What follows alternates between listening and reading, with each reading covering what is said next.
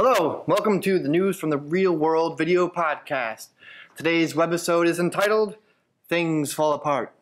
Jake, tell us what's happening in Florida. Yeah, so last week, 2 weeks ago, March 14th, at the Ultrafest down in Miami, Florida, a giant 30-foot wide LED wall that was suspended fairly high but undisclosed height above the stage, one of the 6 stages, collapsed.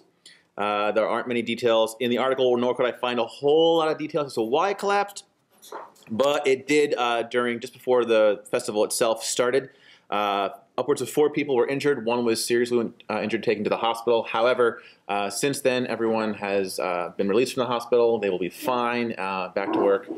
In other news, Bayfront Park and traffic in front of Ultrafest was also inconvenienced. So if you're driving down Biscayne Boulevard, watch out for that during your morning commute. City officials and OSHA representatives came through and signed off on everything else. So the festival happened over the course of 2 weeks, and it was great. Lots of people took E and danced to Dead Mouse 5. Oh, he's so good. And it was great. There's your story. So what do we think about this? So do we think the traffic was really... yeah, I don't care about that. So nobody was... one person was seriously injured. They went ahead. The show went on. Correct. Yeah, one person was seriously wounded. Upwards of 3 or 4 other people were also wounded. They were there was some mention of some of the riggers were trapped under the screen until they could be safely removed. Was this during load-in? I think this was during the setup of it all. Yeah. So I couldn't really find a whole lot of details as to why the screen itself fell. I actually did manage to find another video of like a street cam or something that was pointing towards the stage, and it was far off in the distance. You could actually see the screen sort of cascade down. It actually looked like a curtain. It was kind of cool. But it wasn't close enough to see really what was happening. So why it fell, as far as I know, is still sort of a mystery. So what are we talking about, whether the festival should still go on? I mean, is that the article? Were they saying, well, it shouldn't go on? The comments were really more about how glad people were that it hadn't inconvenienced them. Basically, they're like, I've been coming here and for 10 Ultra years. is really, really cool. Yeah. People say, this is the best festival. I've been coming for 10 years. Thank God nobody got killed so they wouldn't cancel it. Yeah. Right. That's Which basically OSHA had the power to do. OSHA could have easily gone in and said, so these people were injured this week, or this whole entire festival is shut down. Boom. So I guess in terms of accidents that happen on stage, which we talk about a lot, this wasn't so bad. Right. No blood, no foul. So they took authority of whether it was safe or not, which I think is something we've dealt with in the past. And Indianapolis, that the stage that fell, nobody took authority and said, well, OSHA approved it. OSHA wouldn't approve it. But this time they specifically stated. Well, after OSHA the fact, sure, OSHA but then and even city officials came through and walked through everything else. Twice. And went through twice. All the structures and all the screens and all the stages, and said, okay, now we're okay. So you can go ahead and do this thing. My question is, why not first? Why not don't we have OSHA come through and check it twice? I think the assumption is that the riggers and the people who are working on it were and are responsible for those kinds of safety If this is during things. load-in, okay, that's a little... Yeah, I mean... But if you're going to say that, then OSHA has to come to everything that ever gets set up. Right. Maybe they should. Where do you stop? Maybe OSHA should come to everything. Well, that's why there are maybe somebody certifications should out there, always be certified for OSHA anytime anything is Right, set but again, up. I think the assumption is that there should be people who are not maybe OSHA representatives, are not OSHA officers, but they are certified. Yeah, sure. Through OSHA. OSHA does not have In addition to their rigging and their workable skills, they should have these certifications so that these things. And again, I didn't scour the internet to try to find why this thing fell down, but in the 3 or 4 articles that I did find in this other video, there weren't any details as to why it fell down. So it could have been anything. It could have been improperly hung. It could have been someone let go of the rope. I mean, it could have been gusts of wind. I don't know. Like there weren't any details as to why. So it's sort of premature, I think, to say that the people working on it didn't know what they were doing, or it was lack of skill or lack of attention.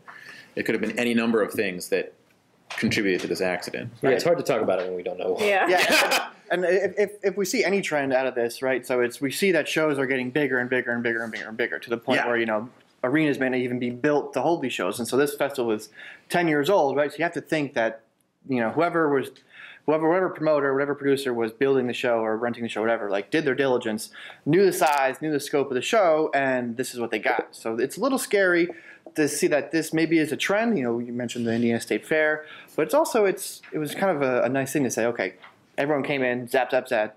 This is it. Show can go on. So 18-year-old girl who's been going here for ever since she was in high school, man.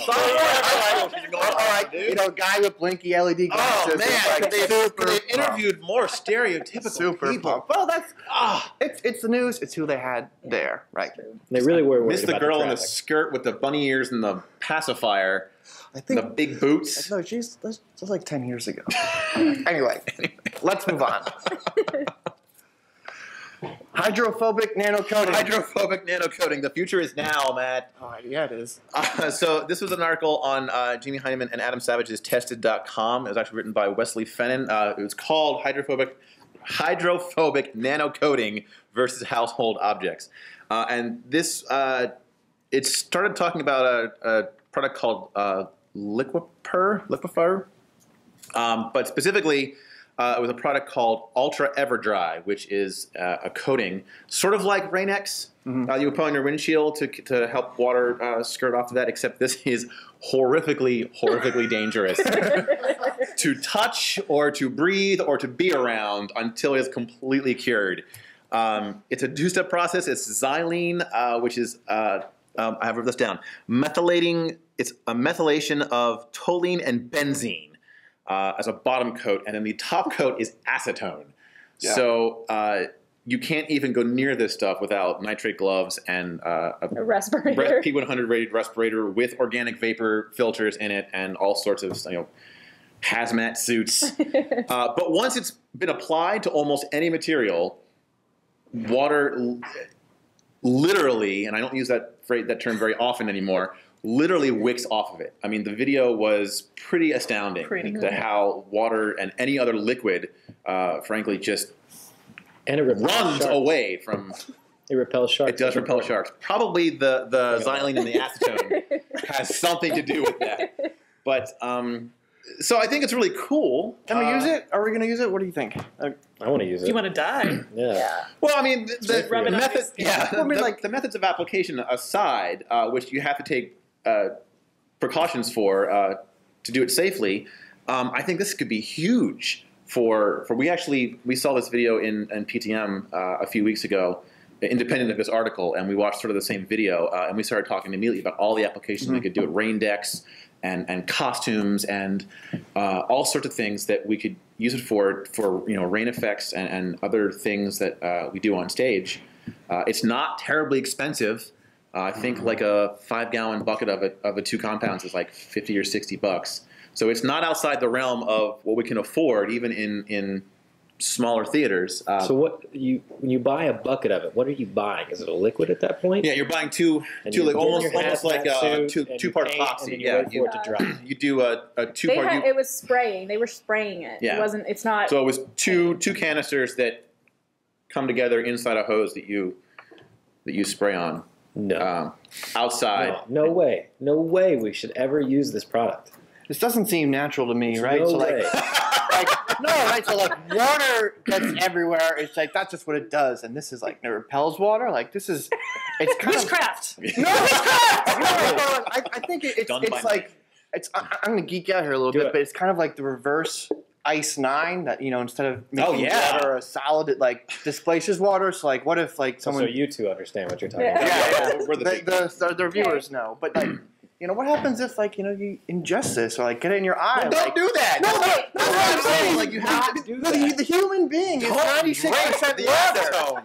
No, 96% water. So, if this gets in you, you're going to, it's going to, I don't want to think about it anymore. And it says that in the article. No. If this gets in you, it's over. Done. That's what it says. There's so many things that we use that is exactly the same. I mean, the same can be said for latex paint. So many. We have so many. I'm a woman. I don't know science. That was a reference the last episode on magic. There are so many compounds and chemicals that we use in theater and so many other industries that you can see the exact same thing about. Because this is so cool. The future is now. All right. Yeah. 3D printing. We're gonna move on. Copyright, 3D printing, everything. Oh God. Let's talk about failing college. It's April. Okay. It is. Some of us You are never know it by walking outside. some of us are almost done with college. No. Yeah. How's it working out? Tell us about it. Can you fail to grad school? I'm probably going to fail. Okay, so this article is called Failing College. It's on Reason.com. Oh, good. That bodes well. Free minds and free markets. And the article was written by Catherine Mangu Ward. All right, so this article, you know what? Let's just jump in. Yeah, All right? I'm pumped up Let's just do it. about the future. So let's. We have a lot of student debt. Many of us have a lot of student debt. This article talks about the student debt. That the landscape of American education is going to change to more for-profit schools, that sort of thing. That we're all just basically drowning in debt.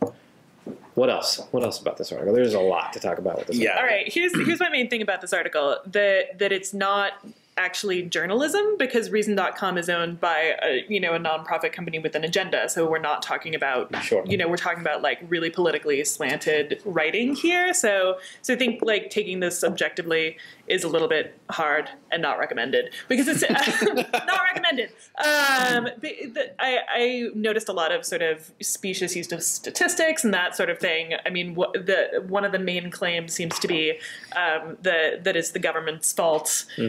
The tuition prices are going Obama's up. fault. It's Obama's fault. Yeah, thanks, Obama. Right, because He said we all have to go to college. Helping Right, kids how towards dare I have to go to right. college. One of the things I found most I took the most issue with was that they talk about how there's all this increase in aid with the idea that more poor folks will attend college, and then there's a statistic that says that that fewer people from the bottom quarter of income distribution are graduating college. That's fallen from like 12% to 7%, and they say that poor people just aren't taking advantage of it. But that's not. I mean, the reason is that poor people are at more of a disadvantage because of earlier schooling. It's not that they're not trying to go to college; it's that they're not graduating. That's what the statistic is. So I think statistics in this article are used in a bit of a misleading way to support some of these arguments, and that's one of the main problems. See, I don't agree with what you said about why they're not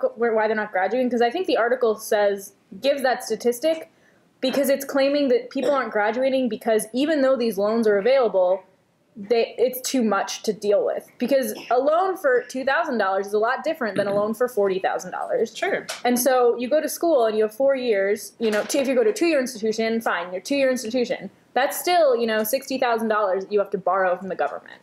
And I think what the article is trying to say is that people claim that these student loans are going to help lower income students go to college, but really it's not helping them because they still have that's a scary number for somebody who's from a lower income family.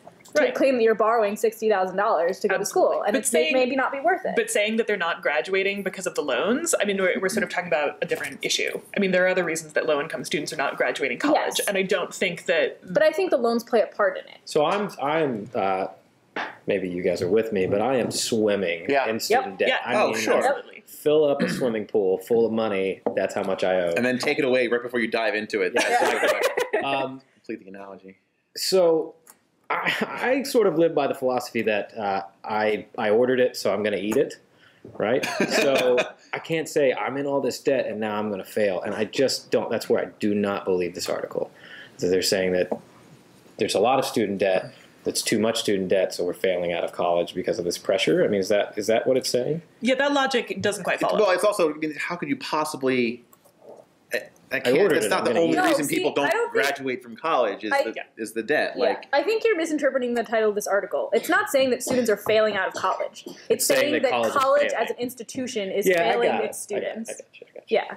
So I think the point of it is that these loans and all of the, colleges keep raising tuition, and people say, oh, well, you can just get loans for it, isn't the solution, I think is basically what this article is saying. Well, I think my problem, and one of the student commenters asked this question too, is that like it seems to be making this claim that the government, this is something called the Bennett hypothesis, by the way, that when the government offers more loans, that somehow drives up college tuition, and that's what I don't see evidence for in this article. They make that claim a couple times and don't support it. That happened here. I mean, we got a huge grant last year, and then they seem to increase tuition right, by but they what, didn't 6%? But they didn't. I mean, they didn't. No, whether those things aren't necessarily causal. linked. No, they're not necessarily linked together, but it's still linearly happening in the same. Yeah, let's not pretend like scholastic year. universities aren't making a ton of money, right? I mean, they are making a ton. Oh, of sure. money. And they want to say that in the article. What they say, like $200 billion a year or whatever. Mm-hmm. They're making a lot of money off of us, especially grad students. Well, not us, President Obama. I mean, Well, so is the government. No, the government is making a lot of money off of us too, right? I mean, a couple. Yeah. What was it? Was it 2 years ago or last year where it was, all to sort of protect us against the Fannie Mae and Freddie Mac and all that thing. The government decided to join the student loan right. business, and so now we all owe money to Department of Education. Obama himself. So, and that was my biggest beef with the article. How it started to make a case for that, and then said the solution is to go to Strayer University Online or University of Phoenix, and it's like that doesn't seem right either. Why isn't the solution autodidactism and buy a bunch of books, educate yourself? Why isn't the solution? I think I'm with you, man. I think because I don't necessarily you disagree have to with a lot of have- the facts. I just think the solution is ass. You have to have the credits on your resume in order to get Yeah. the job. That is Right. the problem we're talking about. Right. I mean, I think one of my questions is like, other countries don't have this problem, and true, other countries don't necessarily have the same type of education system. But if this is going to be, a continuing problem for us, which it seems like it's going to be, I mean, but a master's degree from Strayer University Online doesn't. I agree. It Maybe it doesn't come does. close to equaling Maybe what it a does. master's. Maybe those three letters But it doesn't. make a lot of But make it doesn't. a big difference. No, with an online master's degree doesn't hold the same weight as a master's degree from a grown-up college. It In doesn't. person. I know a few people that have some pretty great jobs that have on. I do too, and I that's not to necessarily downplay the education that you might receive from an online master's course, but I think what maybe the article is saying is that's the problem. Is that you say the online education is not nearly as good as a Carnegie Mellon. It's not nearly as good as a. well, I mean, as for the a- debt that we're going into being here, Okay, I don't want it to be. but right? one of the- well, I guess frankly, that's true. Frankly, guess I that's want true. my $100,000 MFA to count and weigh more on my resume than I do for So someone you who need did less people to go to school then. Yeah, fine. Maybe. Until I get my job, until I get that cushy job, dude, I don't want anyone else to go to college ever. I mean, it's the same argument of Well, you people won't get it saying. for another 10 years. Self- Yeah, Selfishly. but it's the same argument of people saying now a bachelor's degree doesn't really mean anything because everyone has a bachelor's degree. So now a master's degree is a new bachelor's degree. Right, And as soon as it's- everyone can get a master's degree, like, cool, now it doesn't really mean anything anymore. But everybody can get a master's degree, right? right. If you're willing Yes. to go into this amount of debt, Yes. you Yeah, can get a master's yeah. degree from crap university or from some online place, or if you're smart, maybe you'll get into a good school. So you're saying you don't want people to get an Well, I education. mean, in a And I agree. I'm not saying I want my education to matter.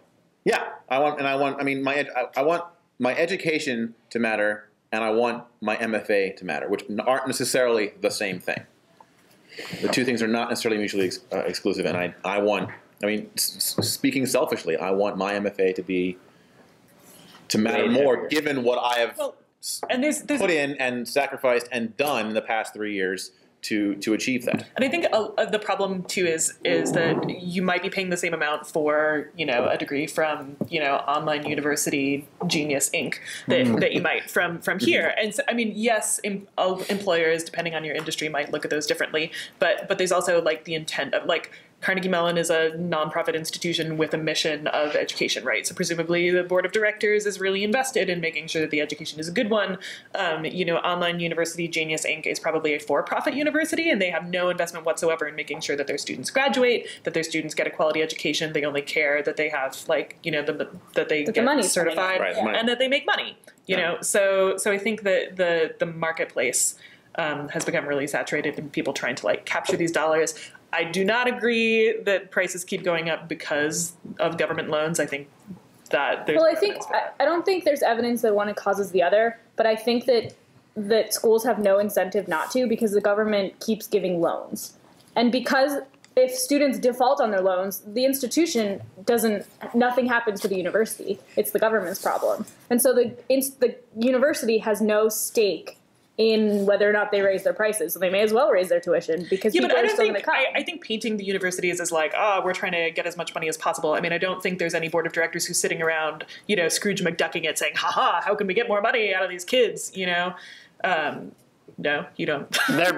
There's probably like 3 of those guys. Yeah. Okay. Maybe 3 of those top guys. hats. Yeah. I mean, but I think most people get Large mustaches that into go out to their education. sideburns. You know, education is not necessarily one of those professions where you're going to make a ton of money. So I think a lot of people do get into it because they are really interested in education. I think there are sort of larger societal economic problems. I don't know how to solve them. I wish I did.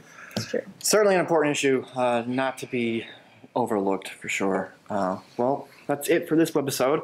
I should say that the articles we've been talking about can be found at the link found below in the video. And if you like what you see, give us a comment or mention us on Twitter. Use the hashtag NFTRW. That's it. All right. We'll see you next time. Thanks.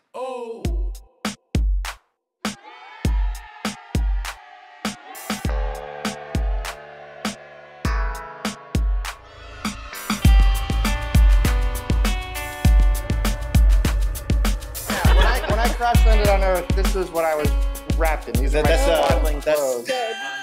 Nice. Yeah.